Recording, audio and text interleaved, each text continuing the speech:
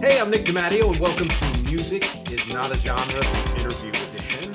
Every week, as you know, if you tune in, I talk about music, I break it down, I bust myths, I make connections where connections don't seem to be. I connect all kinds of music with my music, with all other kinds of music, all other people's music, and to other things in the world. Thank you to everyone who subscribes and clicks and shares and reads and listens and watches on all the various platforms, both video and audio and everything else. If you are a Patreon patron, thank you very much for that. I appreciate that just as much. And let's get right to it. This week, my guest is Gustavo Rodriguez. He is a musician, talent booker, writer, producer, and podcaster who also performs under the name SILBIN Sandovar. And you're welcome to correct me if I get that wrong. How are you today, Gus? I'm doing great. It's great to be with you, Nick. Thanks for Thank having you. me. Yeah, absolutely. Absolutely. So can you, well, this is an interesting question. I'd ask this of every guest, but in this particular case, it might be interesting. Can you give an account to the best of your memory? How do we know each other? Oh, I think we know each other just purely. I'd actually love to figure that out about it from your end. How do you? What made you? What made you reach out to me? Is I think I received an email from you, and you were curious about playing music at the bar. I'm assuming you probably visited the bar before and checked it out and saw it as a potential space. You said you were new to the neighborhood when we met. You said you were new to Long Island City, right? Right. And so I was excited to welcome you into the musical community, into the neighborhood. I was excited that you wanted to be part of it. So, and I'm glad you reached out to me, and I'm glad we know each other now. Me too. That is the story. Yes. Catherine and I put a duo together, and we knew about the bar. I knew about the bar from actually many years before that. A good friend of mine named Daniel Cousins, who I also just interviewed, had played the bar, and I can't remember whether I was backup for him on that gig or just came to see it. But either way, we hung out in the bar, and this was probably maybe not 10 years ago, but several years ago. And I just loved the vibe. And this was when I was still living in Harlem and didn't really know much about that area other than the waterfront, which I've always loved. And thought, geez, if at some point it makes sense to come out to Queens and play, I'm going to do it. And I'd love to do it here. And anytime Daniel ever talked about you, he just always had good things to say. Oh, I love Daniel and Liz. They're great friends. They're all awesome people. Yeah, Liz too. And Yeah, but I've been at the LS. It might have been 10 years, Nick, or close to that. Probably maybe 8 years, I'll say, when Daniel was playing there, and then.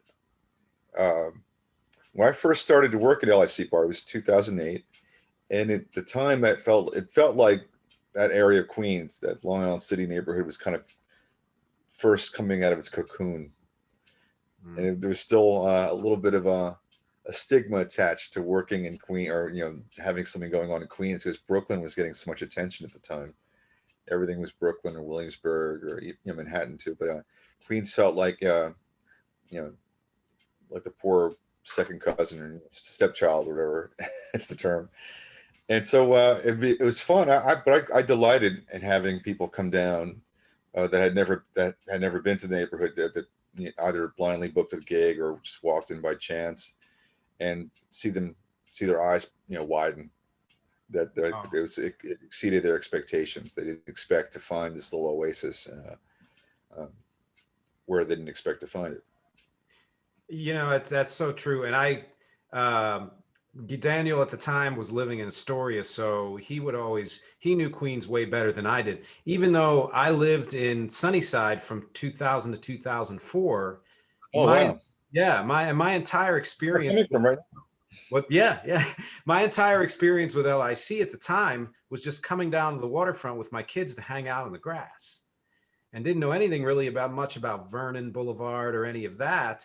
and to have come back periodically with Daniel to see things kind of starting to grow, and the little shops that were there, and the awesome, awesome food, and very, you know, like really chill bars, mostly to hang out in, was really cool to see. And that was one of the reasons why Catherine and I decided to move there, which we now, where we are now in Astoria. But we lived there for a year and loved it, you know. And I will say, and this may be controversial, I love all New York boroughs, but when it comes to the battle between Queens and Brooklyn, Queens is closer to my heart than Brooklyn. So I just love, you know, and people like Yeah, you in the bar and all.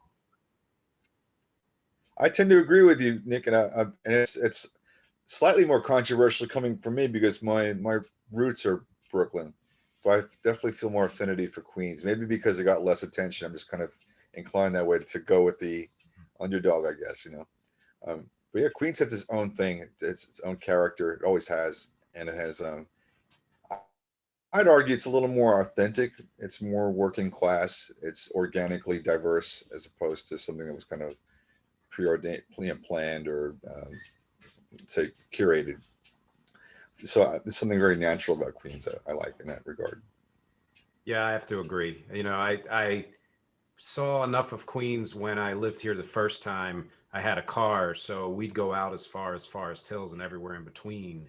And there's such diversity there. And my son, who was not born at the time and is now 12, almost 13, loves saying that. I want to say it's Jackson Heights, but he says that there's an area in Queens that's the most diverse neighborhood in all of the United States. And I think it might be That's Jackson. correct.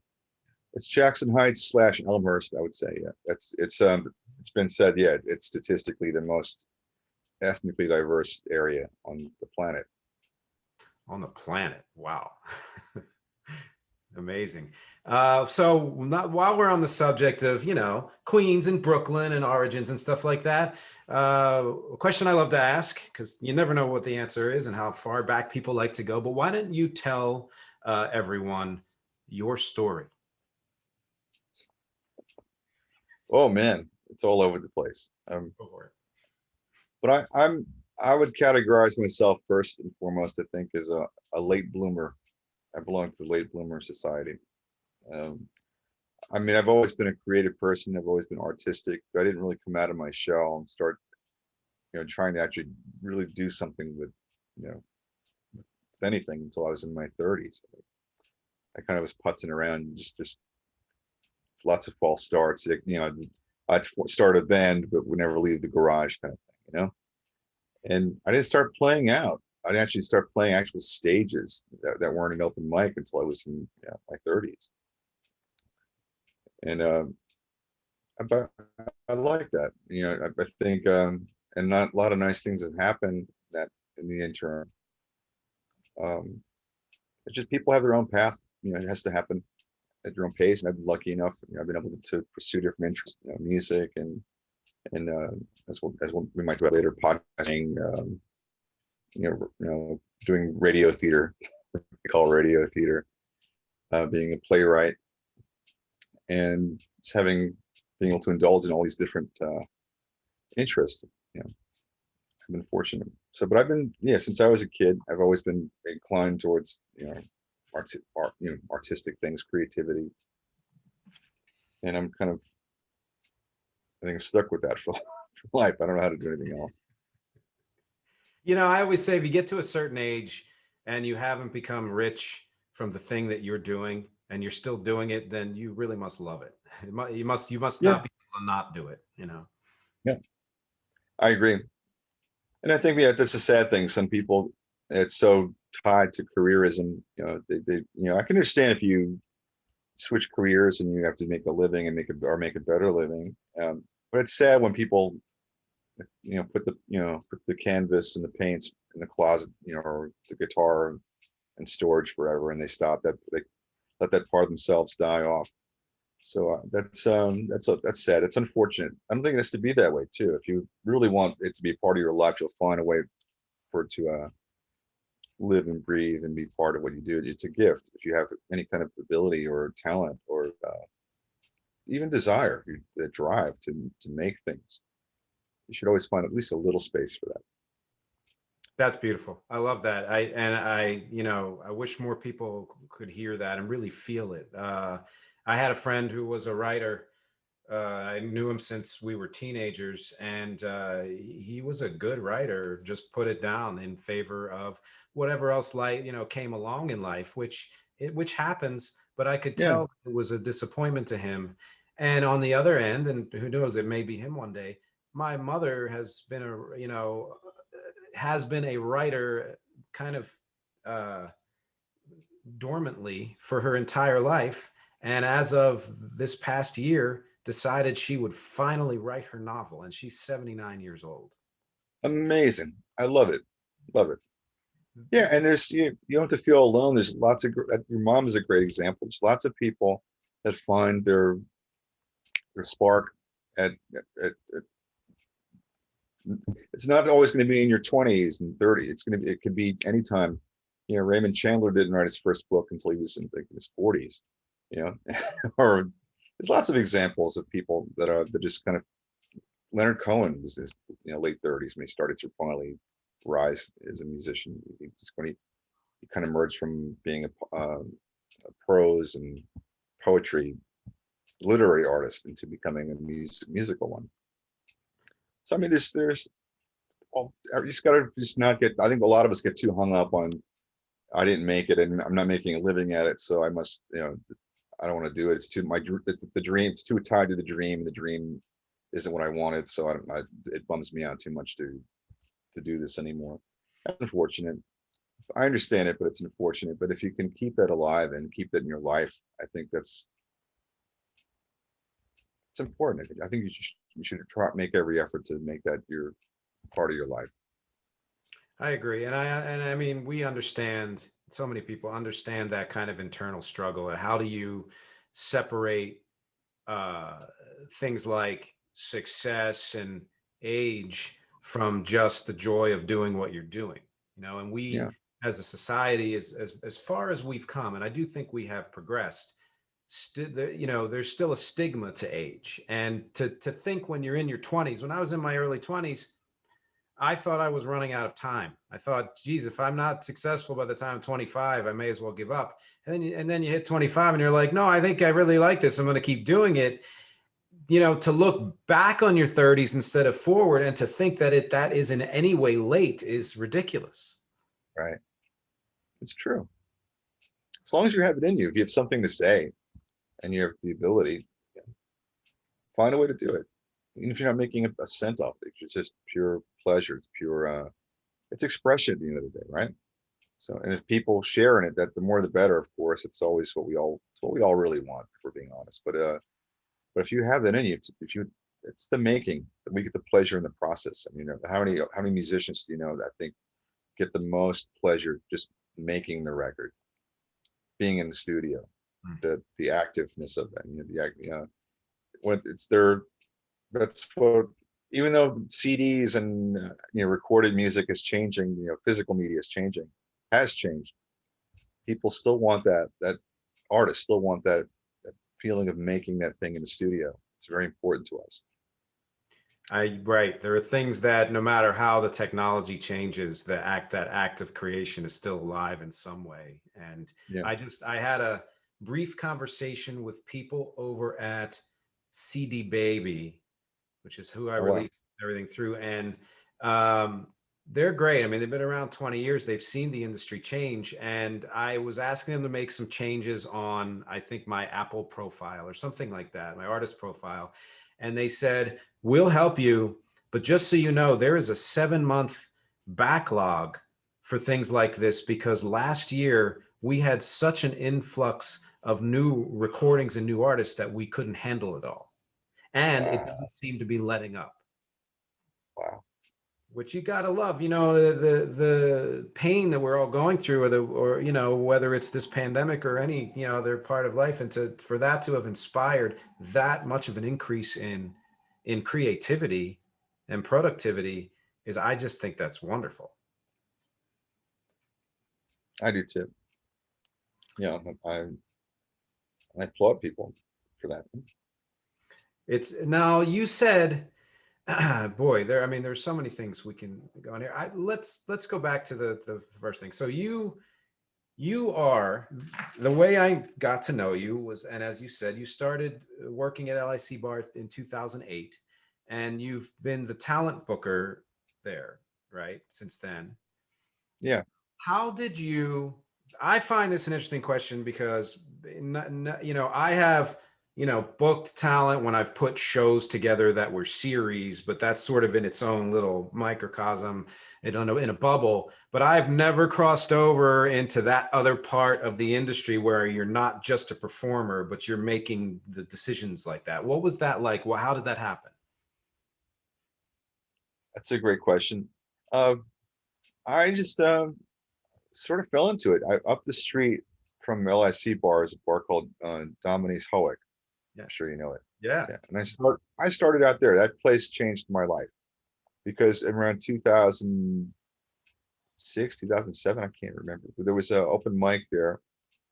My friend was hosting, and I had just moved to Long Island, the sunny side, and I was kind of like restarting my rebuilding my social life, and I just didn't know anybody in the area, and I just wandered past this open mic for maybe 2 or 3 weeks before I got the courage to go in.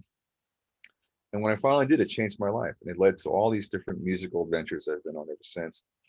The people there were supportive enough. My friends that I made there were supportive enough. They helped me give myself permission to do things I wasn't letting myself do. Putting myself out there more. And it led to and I started to help manage the open mic as well. I was also hosting it, or guest hosting it a lot. And then it branched into LIC Bar. There was someone at LIC Bar called me up and asked if I would bring an open mic to LIC Bar. And I said I didn't want to do an open mic. I wanted to do something different. And if I'd be interested if they would let me do something different, meaning bring in acts to do sets as opposed to the open mic format. And they were game. They just had a dead night of the week, which is Monday. And they said, just make Monday better than and we'll take it from. And that's how it started, and it branched out. So we have music several nights a week, and I ended up kind of overseeing that. But also before me at LIC Bar, there was one person live music started not with me. It started with the woman named Kelly, and she was a bartender, and she created the whole outdoor music series. And I learned a lot from her. I was inspired by her. And it was just Sunday afternoons. It was called the Rock and Roll Barbecue. I would go almost every week because she had great taste. I liked a lot of what she booked, and she invented the whole idea. The owners didn't have any plan for this. She invented this whole concept of using that back room as the stage, and they used to have a barbecue grill with flipping burgers and whatnot. And it was brilliant. It was genius, and I was so fortunate I got to take over the reins from her. Where I built more on it, I started putting we did music inside the main bar, and we started bringing in more local bands, more people at different levels. There's some people that we would bring in that are more in development, let's say, and there's others that are super pro that have been around for a long time, or have worked with them as side men and women for famous people. And it's a mixed, they're eclectic. It's a mixed bag, and I try to get away with experimenting as much as I can. Not everything works. You can't have everything in there. It has to be still fall under the umbrella of entertainment, I suppose. It's because it's a sort of democratic thing. People are coming off the street. You can't have something that's just. I learned the hard way. Nick, I would book things. I learned a lot of lessons.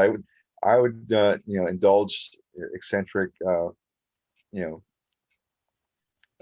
impulses and book stuff that was a little too out there, a little too avant-garde, and it just didn't work for that space. There's some trial and error for sure.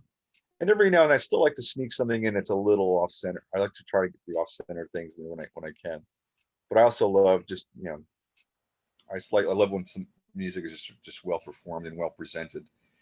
And you know, as long as it's a show, you know, as long as it's someone that's doing it, that's committed to doing a show, I'm interested in it. Right. And we've had a lot of great acts pass through the years. I mean, and it's been exciting to watch people start out at a certain level and become better over the years too. That's also very gratifying. Oh, yeah. And I look at the whole, I got away from your question, but to answer your question about Yeah. how do you reconcile the whole, performer, musician, say creative person with going to the area of say management, or it's something that seems like it's alien to each other. But I don't approach booking and programming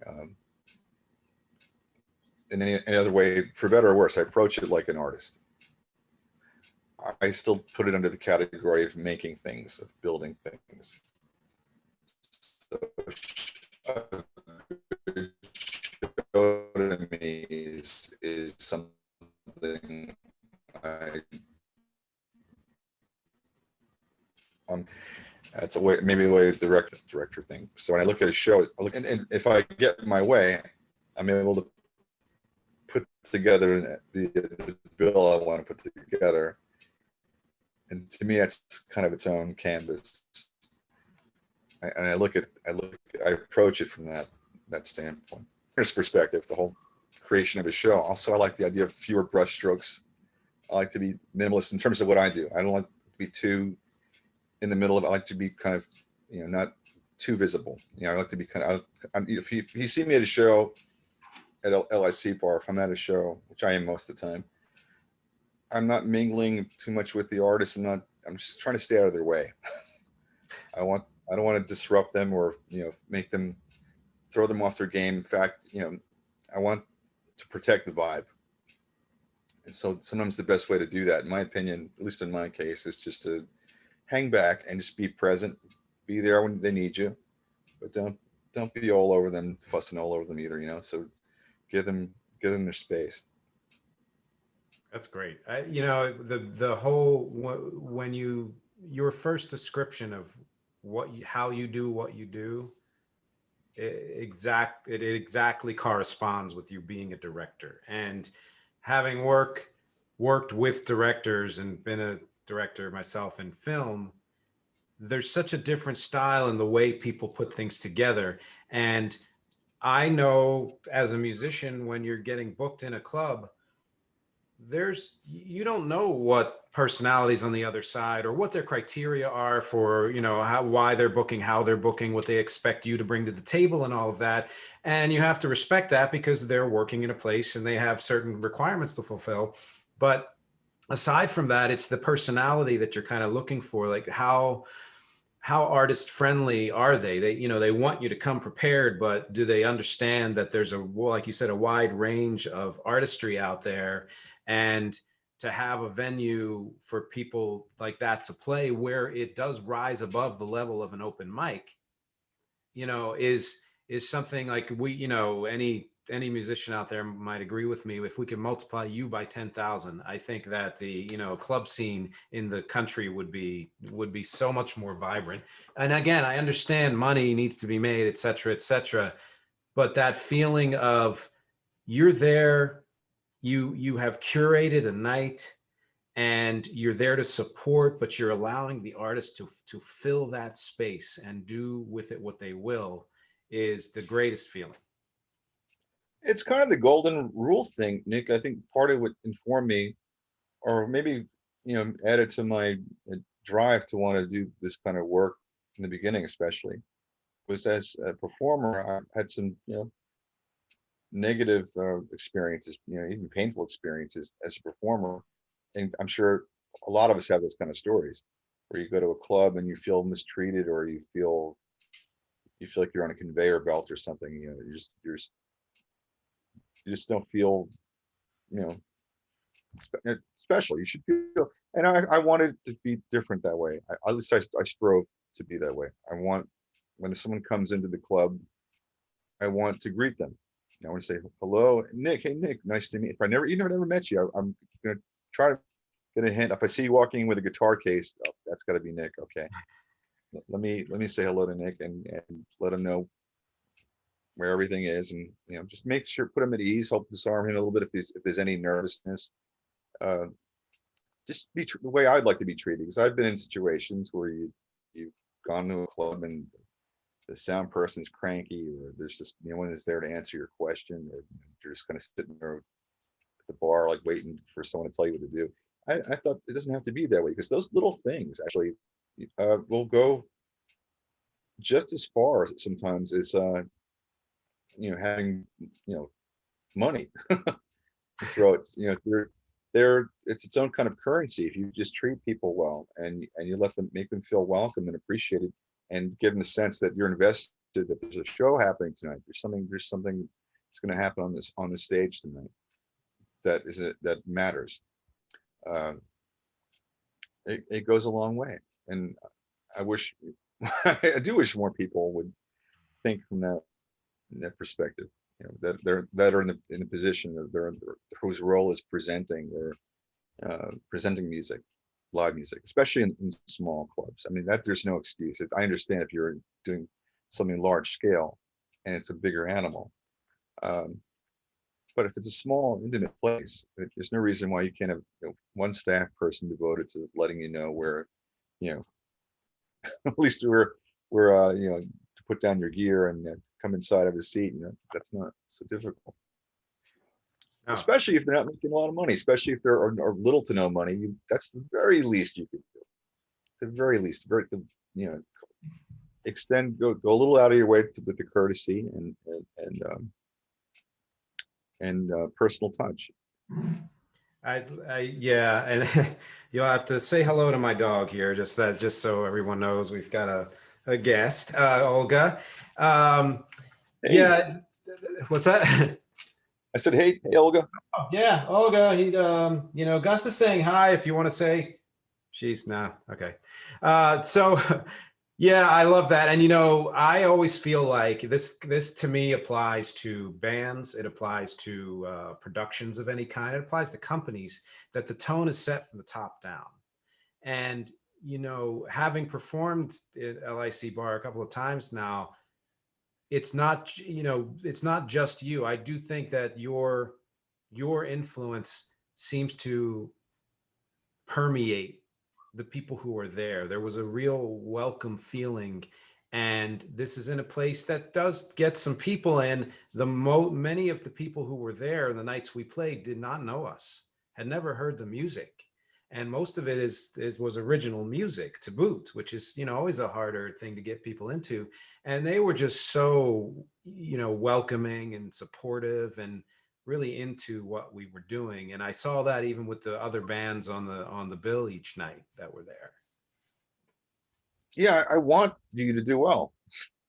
Right. Yeah, I don't want to treat it like an audition. I want people to have a good experience. I want them to, because I know, and people will often ask me, or they'll assume, they'll say, oh, it must be such a pain in the neck dealing with artists.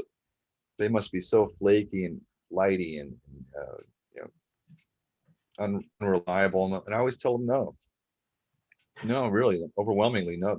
Artists I work with, at least anecdotally from my experience, that's the extreme minority of people. The majority, this is time. They have an hour or so to do their thing, and it may be the only time that month they do it, and it's so important. They're there. They're often there before I am. They're bucking at they're ready to go. They're prepared. They want to do. They can't. This is what they love to do, and it means a lot to them. And this is their chance to fly for an hour. So it's important to them. And so I tried. I could be better about being. That's beautiful. As we know, that any artist who loves what they're doing and is serious about it, you have to work pretty hard to get there. And if you're honoring that by showing up and being ready, then it's good to know that there's someone on the other side honoring that too. Now, speaking of artists, it seems as though, based on your timeline, that starting at Dominique's Hoek, which I've never known how to pronounce that. I'm glad you said it first. And then moving to LIC Bar, it seems to kind of have some crossover time-wise to some of the releases I saw online. I did a little research, and I see that your band on both on Bandcamp and on Spotify had albums out around that time. How did that? Where did that come from? How did it come together, and how did it work with everything you were doing at the time? Oh wow, that's hard. It's hard to unknot. Yeah. Um, it all everything's just this. It's a little bit of a blur, honestly. We just didn't just. I mean, I didn't have. I still don't have. It's. I guess it's why uh, my my my links look the way they do. I don't have. Uh, I'm I'm bad about, I just do it because it feels like the right thing to do at the moment, or there's something I have to get out, and this is the right time, just intuitively. Didn't have a marketing plan, or probably to my detriment. Um, it just all kind of happened. I was just grabbing at things that are opportunities, whatever popped up, and there were a number of them. So there was that, and also just looking, at my own timeline. I was saying, all right, I'm at a certain age. Let me stop making excuses. I probably want to do a radio show type, old time radio show podcast. Just do it already. Been thinking about it for years. Just get it off. Now you found a little what's a little hot streak where you just, in terms of productivity, creativity, you're doing things, making things happen. Just grab at stuff. So I made a couple of records, and did things I just didn't give myself permission to do for a lot of years. I also was booking Spike Hill, almost, for a good chunk of time until they closed. In addition to LIC Bar, I had my hands in a lot of different little things. Kind of still do, but where music is concerned, as of now, it's just LIC Bar is primarily, it's still the hub, it's still the main place I work with. do you play there ever? Yeah, yeah, but I made it from the get go. I made it kind of a rule for myself not to book myself that often, because I just remembered I'm seeing that examples of that, where the person, either if they're running an open mic or booking the thing, they gave themselves an hour and everyone else got, like, 10 minutes. I never thought that was I never thought that was a great look. And also, there's just so many people that want to play, and I want to. And again, it's about curating. Is about it's its own little art form, and playing.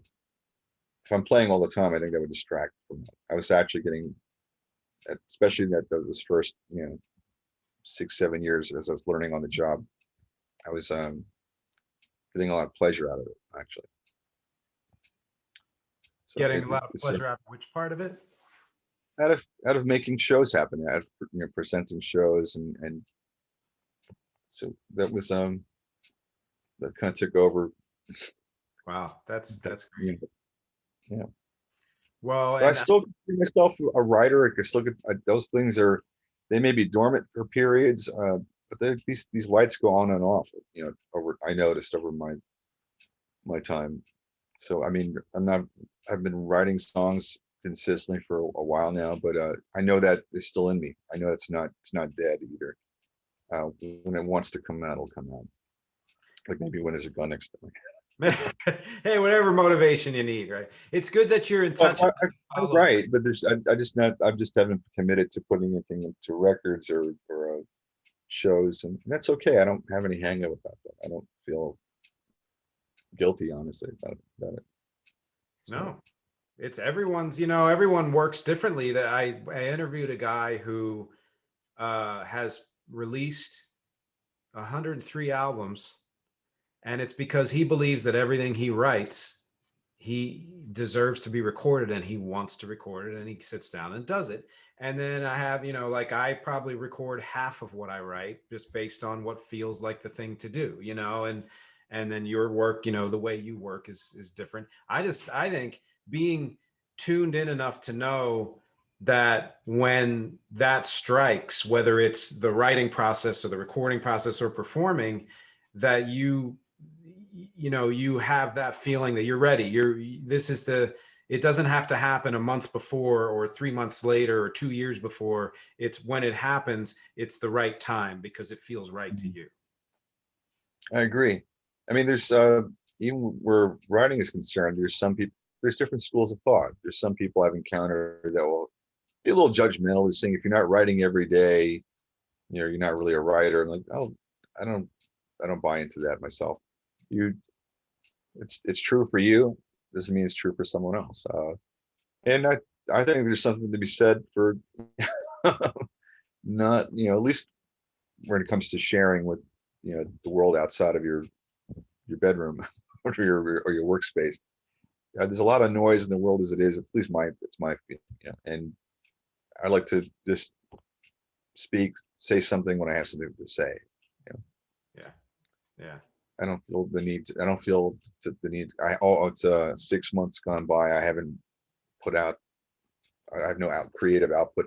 I mean, I don't have to work. I'm fortunate. I don't have to work that way. But then again, there's the flip side of that. There's the podcast I do, Fireside Mystery Theater. That still forces me to use muscles I'm not always comfortable using just being a full-on writer of plays.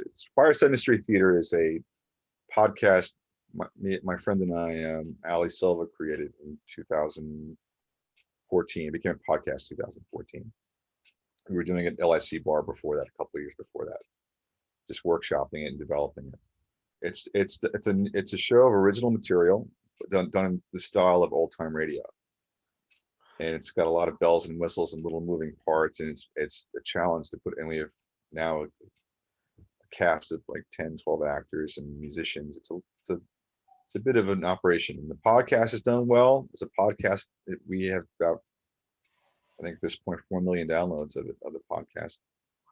I haven't gotten rich off it, but it has forced me to be a writer. I mean, there was a gun to my head for that, because there were deadlines. There was no one else going to do it, and it's got to be decent. It's got to be good.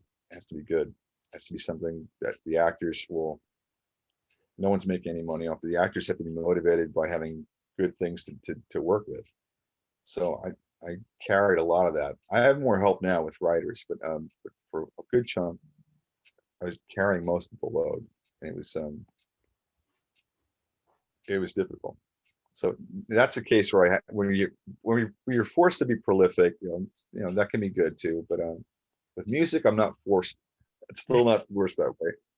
So it still can ebb and flow at its own pace, where I'm not stressed over it. Well, it's clear that you have. I should tell people that when you have been doing this LIC Bar broadcast every Sunday night, during this pandemic, and part of what you do is a little interview and everything. And it's clear that you've done this before, because you created the segue that I was just about to create into knowing more about this podcast and the theater that you do. And how would you describe the type of show that is? Like, what's the material there, the subject? Yeah, it's something. The easiest way we sum it up, it's Prairie Home Companion meets the Twilight Zone. Oh, so it's a throwback to old time radio shows, but it has a more modern sensibility. But it's still done in a way where we in normal times, we would the podcast is recorded live at the Slipper Room, which is a beautiful venue for this kind of thing. It looks like it's like a set of a David Lynch movie or something. It's all red curtain, velvet curtain, and wow, old wood and stuff. And just if you go to one of our shows, it's just a row of microphones. There's a musician on the side, a pianist or a keyboardist improvising the score. And it's made up of typical shows, made up of little stories and vignettes and comedic pieces, musical performances. It's a whole poetry. It's a whole big mixed bag. And each episode we release is broken. It's broken down into little half-hour episodes we release for the podcast. But since COVID, we've been trying to do things remotely, and we've releasing stuff in drips and drabs because it's harder, it's more time consuming and more difficult to sew together all the parts doing them individually remotely. But it's been very gratifying. A lot of nice things have happened with that along the way. Got our first write-up in the New York Times in August. That was nice. Wow. Yeah, so it's done. Yeah, it's done nicely. Not where we can just retire off No, Fireside Mystery Theater. Not even close. but right. it's a nice. It feels like a nice. It's been a great learning experience. It's still something we're very proud of, and it's been a springboard to other things. I think it will continue to be. I hope so. Well, So you have to send me that link. I included whatever links, anyone ever sends here. And I'd certainly for some of for the music, the links that I have there, but I would love people to, know more about this too. And I'd like to check it out actually. So yeah, send me that link. Or it's called Fireside Mystery Theater. That's right. Yeah. Okay, good. Anywhere you can find podcasts, just Okay. enter that into Google. And we have a firesidemysterytheater.com is our website. Oh, great. Okay. That's awesome. Yeah. Yeah. I love that cut. I've had experience. I used to listen to Prairie Home Companion every week and Twilight Zone. Absolutely. So that's a really interesting combination. And we designed it to be like those shows. We want them to be done in such a way that younger people can find them. It's like the Twilight Zone. They're kind of mature content, but there's no F-bombs or it's not overly gratuitous. Anyone can, I'd say 12 and over will enjoy it. And to adults, it's designed for adults, but it has a thing where it's not gonna be taboo for kids to discover it and enjoy it. Ah, that's great. And so now you started that in 2014, but have you been a playwright and a writer for a while? Oh, well, I think I have a background in film. I've done a couple of short films, writing and directing, but I can't say. And I've taken a stab at screenwriting, but this is the most accomplished thing I think I've done in terms of screenwriting, playwright, radio plays, whatever you call it. The Fireside Mystery Theater. It's the time I've had to actually. In fact, when I started the show, Nick, I just wanted to kind of produce it and just sit back and find some writers that I can feed ideas to and they could write. And that just never materialized. So it got to the point where I had to kind of get over my own insecurities and dive into it myself and kind of learn on the job. I remember I've always. I mean, I think I'm pretty good, with words, but I have to. But in terms of that kind of writing, I still feel intimidated by it. So it's Wow. That's pretty awesome that, you step up to the challenge. I love the idea of, like you said, there are times where you have the luxury to just follow the muse, and when things come, they come. But there's a certain kind of pressure, deadline or necessity or the thing that needs to be fulfilled that can really work wonders for creativity. yeah, because I think by default I'm lazy. I mean, I work a lot, but I think by default I like to just sit here and talk to you on the couch like this, and but I like to. Once I get into a zone, and I don't realize I'm working. It can be a lot of fun. That's awesome. Speaking of, and I don't know which one this falls under, whether it was necessity or just happenstance, but you mentioned that you have some other music credits, including you sang and co-wrote the theme song to Mark Maron's show on IFC, and Yeah, you've some of your songs recorded by Shane McGowan. How did yeah, things come about? yeah. That was those again. When I said when I walked into Dominique's home, that changed my life. And the Shane McGowan thing happened. I'll never forget it. It's a great moment. because if I had never walked through those doors at Dominique Hoek, that never would have happened. Because my friend that hosted it had a friend that was tight with McGowan, and he liked what we were doing. He liked our music, and my friend and I collaborated. We put together a band, and he put us in his studio at Shane. He told us to write a couple songs, and he'll see if Shane would record them. And he did. They never really got a proper release. I mean, I played one of them on Irish radio when I was in tour in Ireland. I never got a proper rep, but I'm proud of him. I think we did a good job, and I was thrilled to work with him. It was crazy. It was great. I mean, we could do a podcast just about that. I bet, yeah. Shane McGowan. But he was very nice. But he's very much like his image. He's very, very much what you'd expect in terms of the excess and the substances and all that. Yeah. But he was a gentleman. He was very nice to us, and he came through, and he was very good to our songs, and he was awesome. And but it was one of these things that just I can't believe happened, but it happened. Incredible. And meeting him for the first time was crazy. It was a whole story to it, but I can go on and on. And the Mark Maron thing, same again, because when I entered that community, I met all these people I wouldn't have met otherwise. So I met a good friend of mine, Anthony Rizzo. He's a phenomenal guitar player, and I kind of came in his orbit, and he had the opportunity to write the score, to do the score for the show, do a lot of the scoring for the Mark Maron show, and he does that. He has some. That's part of his resume. He's done some soundtracks for television and film, and he was very kind. He invited me. He asked me to help him write the theme song, to help with the lyric and come up with the vocal, and that was exciting. That was a thrill. And that ran, I think they used our theme song for most of the seasons. I think for 4 seasons. I think 3 out of the 4 seasons. I forget how many seasons it ran on IFC. Yeah, 4 seasons. Yeah. So 3 out of the 4, I think they used, and it was nice. Mark Maron flew us out to Los Angeles to perform. Mark Maron is a guitar player. Very good guitar. He's good. He's real good. And he was very nice too.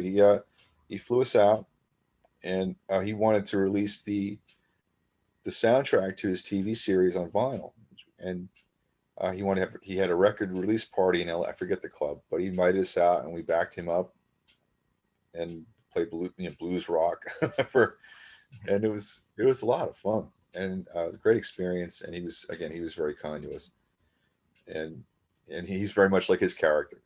I know he's very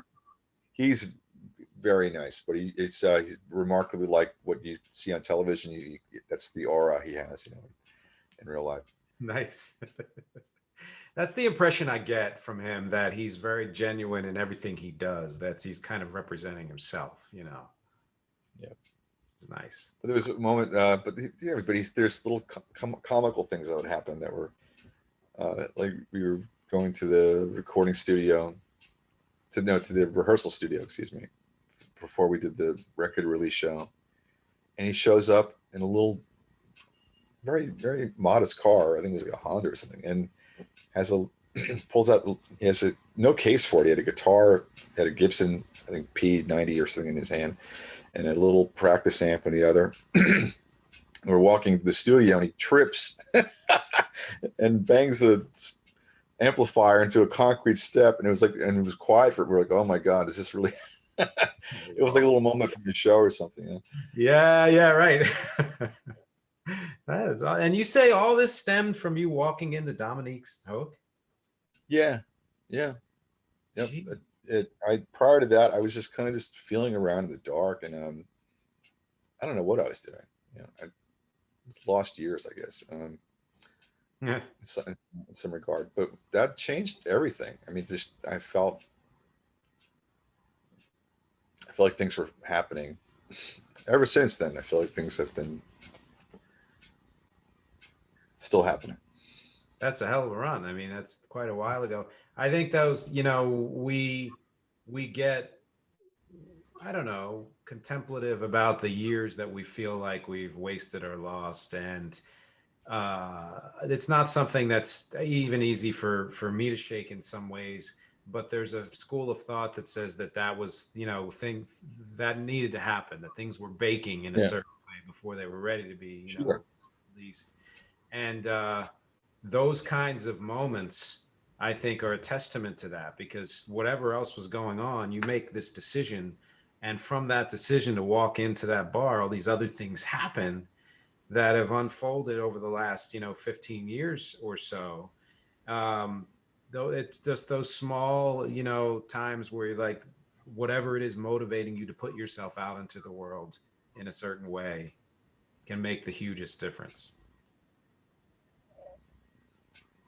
I agree.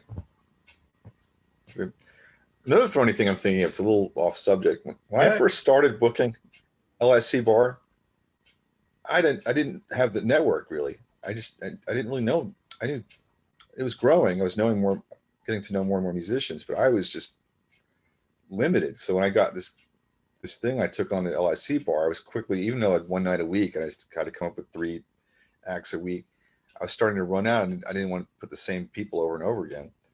So I actually would go on MySpace. That's how dating, and start looking for local artists, like, and just cold calling them. Hey, you want to Wow. play a set? And that's what I had to do in the beginning. But that changed after a while. In the first couple of years, you're asking people to play, and then the reverse happens. The longer you do Mhm. it, and people are asking you for opportunities. So that's always easier. Yeah, I bet.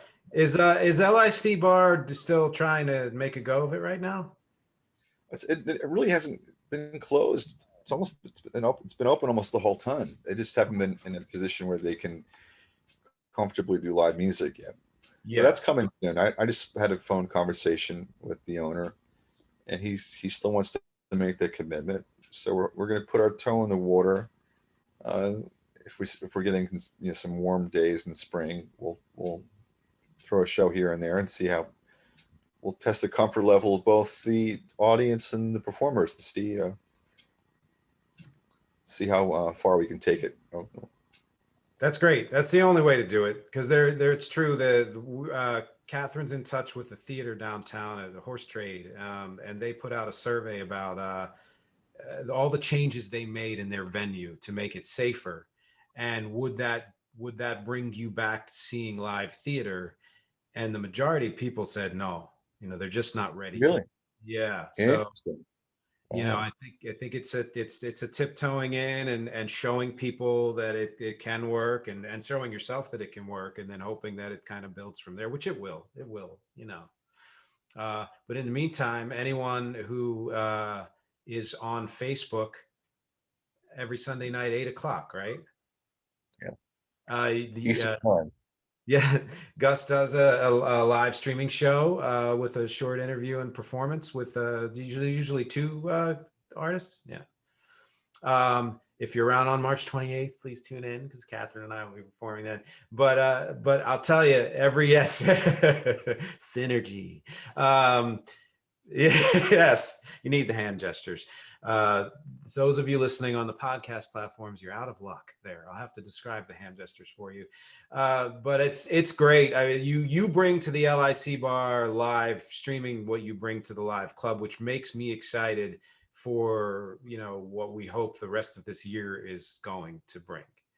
And anyone who is in LIC who has an opportunity to stop by and even check it out now under these circumstances, do it, because I love the place. And it's one of I have not been in every bar in LIC, but of the ones I've been in, that was always my favorite. And we'll certainly be back there.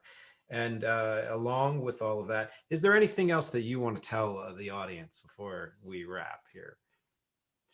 Other than to wish everybody well and to stay sane and healthy, and to get vaccinated.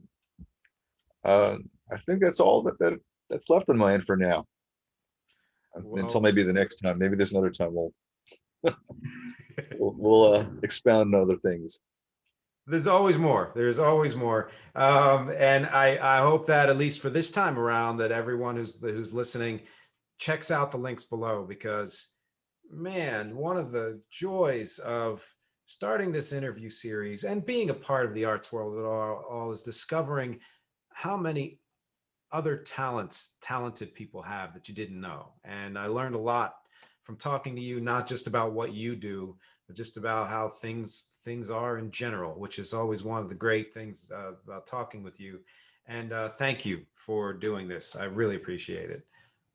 Thank you for having me. I really appreciate it. Good, good. Yeah. And like you said, you know, there will be other talks in the future for sure. And thank you to everyone out there who is listening and watching and clicking and sharing and patronizing and donating blood or whatever else is you're doing. I appreciate all of it. And again, thank you to Gus. And I hope you check out everything that Gus has done and is doing. And until next time, Nick DiMatteo, music is not a genre. Talk to you soon. Take care.